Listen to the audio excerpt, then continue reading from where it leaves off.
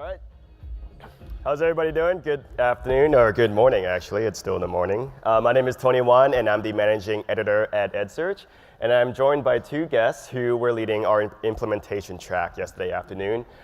We've got Jill Hobson, who is the K-12 program manager at IMS Global.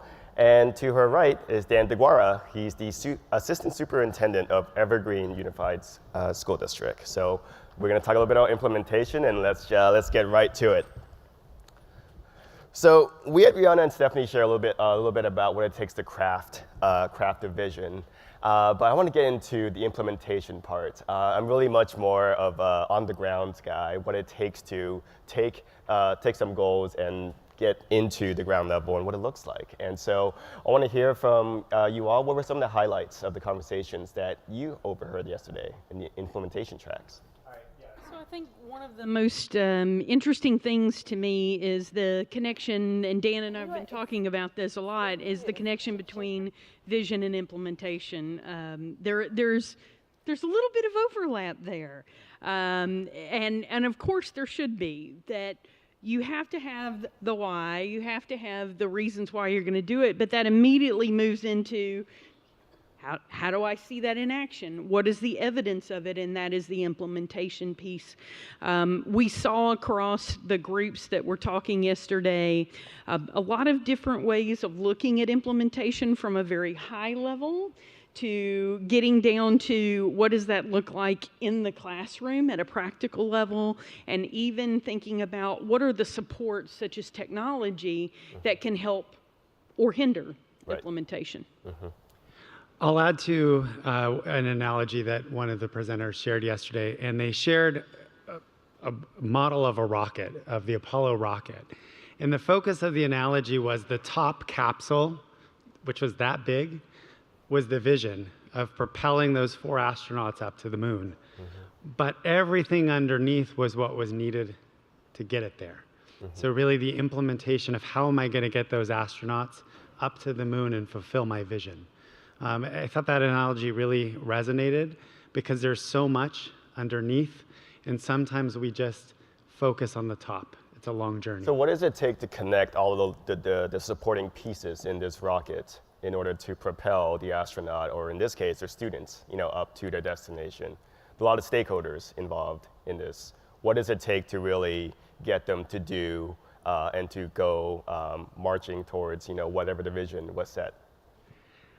So for me, it's getting everybody on board with your vision and to at least be open to seeing that vision. And then it's time. It takes time, it takes energy, it takes those first implementers.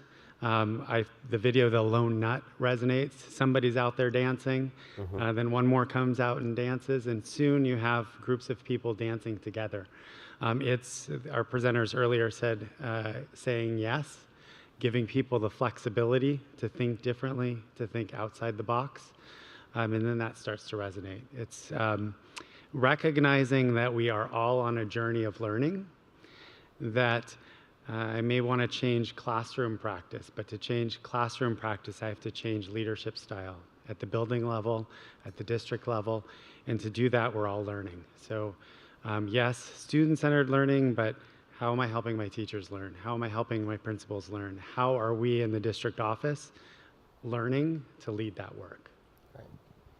And I would add to that I heard a lot about collaboration and breaking down silos, the things that can help collaboration take place, such as sometimes just relocation, changing the physical geography within your building or within your district office. I also heard folks talking about the fact that collaboration is being able to embrace the differences and recognize that those differences are going to exist, but that's part of collaboration, is working through those differences.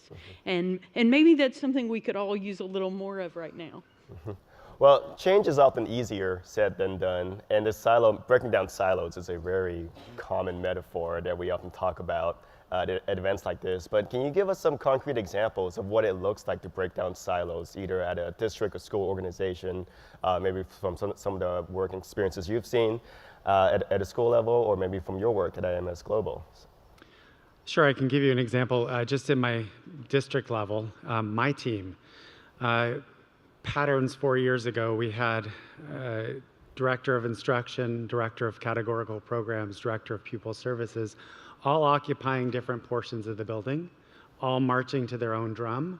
And for principal meetings, we'd come together and each director would have a place on the agenda to share their needs and their desires and moving their work forward. Most recently, in the last few years, we merged my office with the categorical programs side. Instruction and categorical programs aligned to be just instruction. We recently brought over pupil services to the side of the building so that we're all working together. Our agenda is co-created.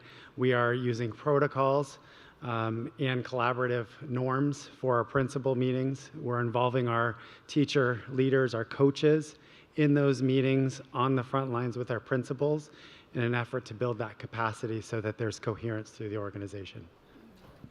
And to talk about a brass tacks kind of tactical issue, what we see a lot of times when we're talking about how technology supports an implementation or where it has a place to play, sometimes there can be a big dividing line between the folks who sit on the technology side of the house or in that department and the folks who sit on the teaching and learning and curriculum side of the house. Sometimes to the extent that folks aren't really even talking to each other, so that decisions are being made about what to purchase or how to go about the purchasing on one side of the shop, and there was never any discussion with the other side of the shop. I've heard several folks talk about how important it is to have a true work marriage between the leaders of technology and teaching and learning, and that, again, you may have disagreements, and that's fine. Do that behind closed doors and have those discussions and meet very regularly for conversation. This can't just be something you do at the principal meeting. It's got to be a regular, all the time conversation so that when you go out and you are standing in those leadership roles in front of others, in front of your teams, that you come out as a united front and you have that connected vision to go forward. Just add a little bit to that about being the technology guy or the curriculum and instruction person. I would say I'm that curriculum and instruction, and the technology is a stretch. One thing that I thought of throughout the day yesterday is it's really not just about a technology vision or whatever other visions there are. It's really about what we want for our students when they leave our system and keeping that at the forefront. And then everything else, technology included, supports us in that work and in that why. Great. When we talk about taking a vision, going from vision to implementation, what is the one piece element that most often gets lost when you try to go from the big to the ground level? In my experience, a lot of what happens there is you get down into the weeds. You're doing the day-to-day work. You've made a plan. You're marching forward with your plan. And sometimes you forget the why in the day-to-day, dealing with the issues that come up and solving the problems that you're working on today. And as the speakers before were talking about, that moment when you realize folks are kind of stretched a little too far and you need that opportunity to let everybody say, we need to reset. We have to go back and think about the vision and figure out again what that implementation looks like. To me, that can be a piece that the vision can somehow get a little bit too faded from the implementation. I would absolutely agree, and I think over time you need to keep coming back and connecting with your stakeholders and renewing your vision and doing progress checks and where you are. I think too often we set our vision, we set a course, we do something, and then we say we're done, or it fades away for some reason. The ability to keep coming back, investing in your stakeholders, renewing that vision, propels you forward continuously. One more thing I heard during the discussions yesterday was that when feedback becomes visible, when it becomes something that isn't just told to and held inside, but becomes visible, then it becomes part of the vision, and therefore you see it in the implementation. And this is feedback from all stakeholders across the board, from the top down, from the top to the bottom, to the student level, teacher level, principal's office, all of that. Absolutely. Absolutely. Right. So as we talk about breaking down silos and collaboration, what this necessitates is often like a change in the mindset, maybe even shifting your roles and responsibilities a little bit. And we know that that can be a challenge and that can take time. I think time is, at the end of the day, a zero-sum resource. That's the very much limiting factor. So when we talk about implementing some of these grand visions, how do you make sure that you create conditions where it's okay to take a little bit longer, or that time it's okay to not rush into things? So I would again, saying yes, allowing folks the flexibility to do things differently and step out of the norm. So we had one school, Catherine Smith, in our district 6 years ago. We reinvented. We invited new staff to come to the school. It was our lowest performing school. We decided to move forward with a project-based learning model. And in doing that, we asked staff to come with a commitment to working with students and believing that they could achieve and reach success. With that, the staff co-created the work together. We invested professional development. We partnered with outside networks to support our work. We gave them the flexibility to shift traditional district work days. We said yes to additional professional development. We brought in a principal with some dynamic leadership that invested in his teachers and allowed them to be leaders as well, to co-create the vision of the school. And what we ended up having by creating those conditions is a really high-functioning staff that has a high degree of integrity and thoughtfulness behind the work that they do, and are doing some wonderful things for kids. They're changing the environment, they're making connections, and their students are growing. You know, I'm not sure that it remains vision if it isn't flexible. I think flexibility in implementation is just table stakes.